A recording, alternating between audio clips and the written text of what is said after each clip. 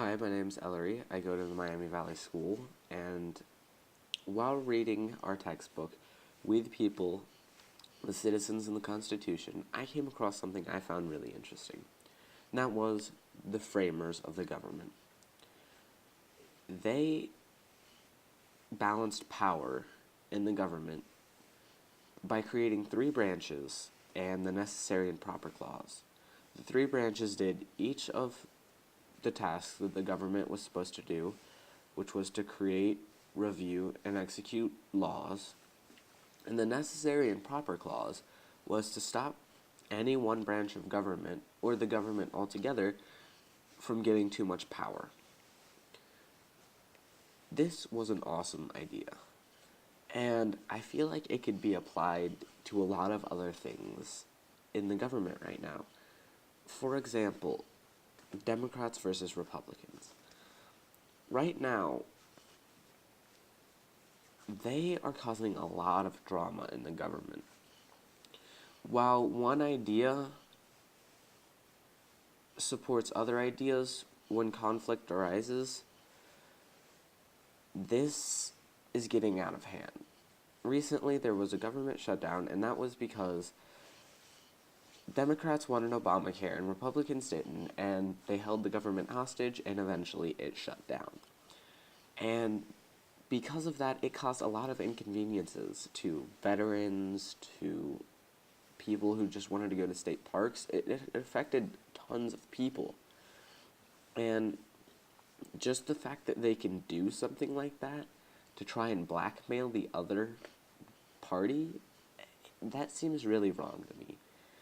And I feel like if we had a necessary and proper clause, we could stop them from doing things like that. Also, the topic of religion within government. For example, gay marriage.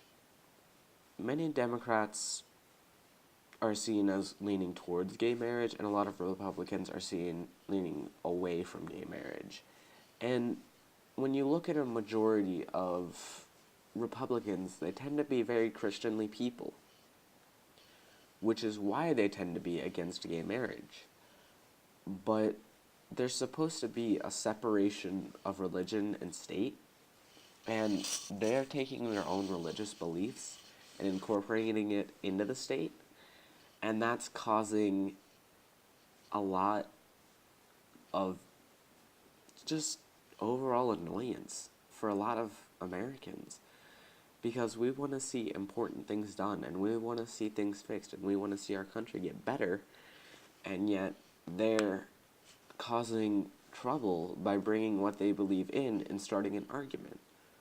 And I feel if we had a form of necessary and proper clause that affects parties, we could change the way that these parties are acting, because the way they're acting right now is really uncivilized.